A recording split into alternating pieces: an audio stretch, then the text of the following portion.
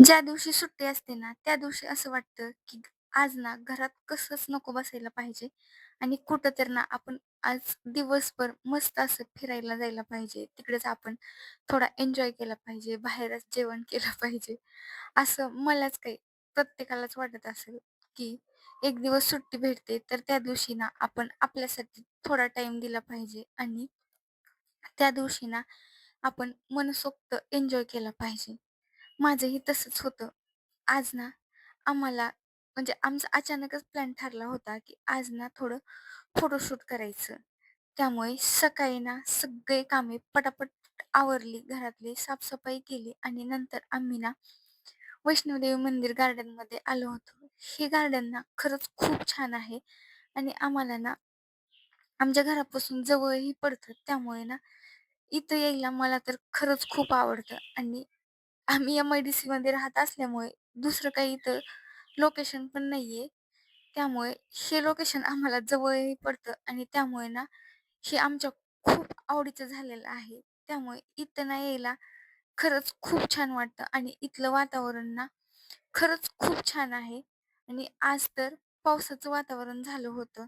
त्यामुळे असं वाटत होतं, की आज ना खरंच सगळीकडूनच योग जुळून आलेला आहे. त्यामुळे सगळं आपल्या मनासारखंच होत आहे आणि कधी-कधी ना खरंच असं होतं, जर एखादी गोष्ट आपण मनापासून मागली ना, तर ती ना आपल्याला कुठल्या ना कुठल्या स्वरूपात भेटूनच जाते आणि माझंही तसंच झालं होतं. आम्ही सहजच फोटो काढायचा प्लॅन केला होता आणि त्यासाठी ना अचानकच एवढं वातावरण छान झालं, म्हणजे पावसाचं वातावरण झालं, वारं सुटलं होतं. त्यामुळे तर खूपच छान वाटत होतं. थोडं फोटो काढले, थोडे व्हिडिओ काढले आणि नंतर ना यांचं खूप वेळाचं चालू झालं होतं. जसं की म्हणजे फोटो काढायला चालू झाले तेव्हापासूनच चालू झालं होतं, की आपण अगोदर चहा पिला असता तर बरं झालं असतं.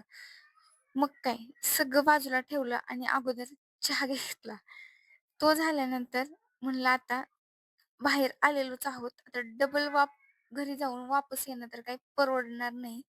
त्यामुळे म्हणलं आता जातानाच ना आपण भाजी मंडईमध्ये जाऊ आणि जो काही भाजीपाला लागणार आहे ना, तो अगोदर आपण घेऊ. इकडं आल्यावर ना जे काही पाहिजे होतं ते घेतलं आणि हा जो तुम्हाला सह्याद्री मेन्स फॅशन हा जो शॉप दिसते ना, तो मला नक्की कमेंट करून सांगा, की तो कोणत्या यूट्यूबरचा आहे आणि ते झाल्यानंतर आम्ही इकडं भाजीपाला घ्यायला सुरुवात केली होती. म्हणजे मी तर थांबूनच घेतले होते. यांना म्हणलं, की तुम्हाला जे कोणत्या भाज्या आवडतील ते तुम्ही घ्या, कारण मला सोपं पडेल बनवायला आणि ते झाल्यानंतर घरी आलो. बाय